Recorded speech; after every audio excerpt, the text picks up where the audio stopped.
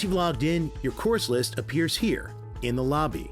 Here you can also check new messages, including chat and email, and you can also view any new announcements. To access a course, just click its title. Once you've selected a course, you can view your progress right here. And if you're on track, your progress will appear in blue. If you're ahead, you'll see your progress in green. But if you see your progress shown in red, it means you've fallen behind. You'll need to put in some extra time to get caught up. You can also view your overall grade. Notice that this student has an overall grade of 87.5%. That means he has a B+ on the work he has completed so far. Pretty good. But remember that this student is behind, so his actual grade takes that into account. Your actual grade factors in zeros for any activities you should have completed by now and haven't. If you're behind, your actual grade will always be lower than your overall grade. So you'll want to put in some extra time and get back on target to bring your actual grade back up. Now we're ready to jump into a lesson. For whatever course is selected, your current lesson and next activity are shown here. To get started, you can click Next Activity, or you can go to the course map. The course map shows you the entire structure of your course. Most activities will show up here as grayed out and locked unless your teacher has allowed you to move freely throughout the course. To work on any activity that's unlocked, click the activity title. This activity is a warm-up or introduction. Let's take a look. Hi, I'm your instructor. Well, take a look at this drawing. This activity starts with a video. You can pause and rewind the video at any time using the video controls here. If you've already watched the video the whole way through once, you can fast forward to the part you want to see again. However, you can't fast forward through any video segment you haven't watched yet. You do need to watch every video once all the way through. You can control the volume here.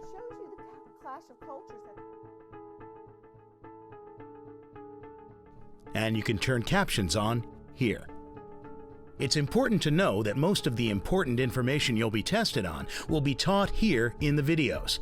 So pay attention and take good notes. You'll find your e-notes or digital notebook here. You can take notes at any time. Pause the video if you want to, or if you're a fast typist, you can take notes while the teacher is talking. Once you add a note to your notebook, you can go back and edit it if you need to. Just click the note and it'll appear in the e-notes text box. Edit your note and click Save. Now you may find that you want to add more to your notes.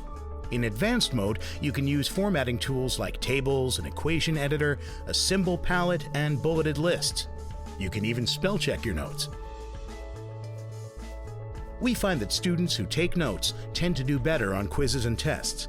Taking the time to write down the important ideas in your own words will help you process and remember what you learn. So use your e-notes. Another helpful tool is the glossary, found on this second tab. All the vocabulary words for the lesson will appear here, but you can also look up any word you want. To go back to the lesson word list, just close the word lookup window.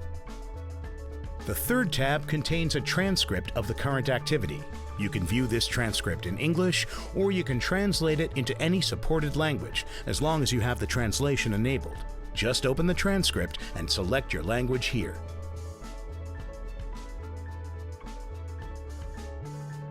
Sometimes the video will pause, and you'll be asked to complete a task. On any task, you can use the tools in your toolbar. In math and science courses, you can use the built-in calculators to solve problems. Depending on the course, you might have access to a standard calculator, a graphing calculator, or other specialized calculators. In any course, you can highlight text. This can help you pay attention as you read, especially when you're asked to read extended articles and stories. If you have Read Aloud enabled, you can hear text read aloud. Just highlight what you want to hear and press the Read Aloud button. The runner travels.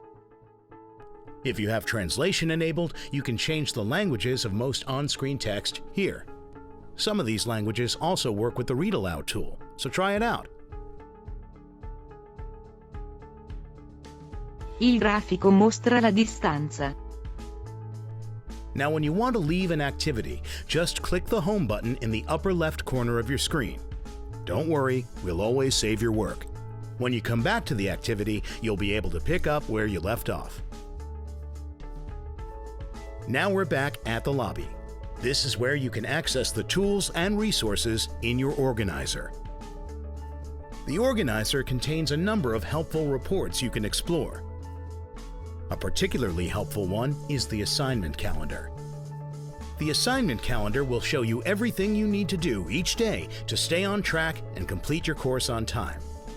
Check back here often. It's helpful to check your assignment calendar every day. You can also visit the scores and feedback report to see all your activity scores and which activities have feedback from your teacher. This icon tells you that there is feedback on an activity. When you click the feedback icon, you'll be able to view your work. A glowing feedback icon in the grade bar means there's feedback you haven't read yet. Just click the icon to see your teacher's comments. To go back to the organizer, just use your browser's back button. You'll also find some helpful resources in the organizer. You can find manuals to explain the different Edgenuity activities and tools. And if you ever want to watch this video again, you'll find it here. And if you ever need to do any troubleshooting, the first step should be to check your plugins here. To exit the organizer, simply power it off, and you can return to your coursework. It's almost time to get started in your online course. Remember to keep these tips for success in mind. First, take notes on what you're learning. You might use eNotes and you might use a pen and paper, but rephrasing what you learn in your own words helps you pay attention and remember what you've learned. Second, stay on pace. Make sure your progress bar is in the blue or even in the green. If you fall too far behind, it gets hard to catch up later. Check your assignment calendar to see exactly what you need to do each day to stay on track. As long as you complete all your assignments for the day, you'll stay on pace. The fourth important tip is to ask for help when you need it. If you don't understand something, tell your teacher. He or she can explain it in a different way and point you toward other online resources. You are responsible for your own success, but you don't have to do it alone. And finally, avoid plagiarism. It's never okay to copy and paste other people's work and submit it as your own. Even if you find text online and you don't know who the author is, you do know that the author isn't you. You can't pass someone else's work off as your own. So always cite your sources or rephrase ideas in your own words. Now it's time to get started in your online course.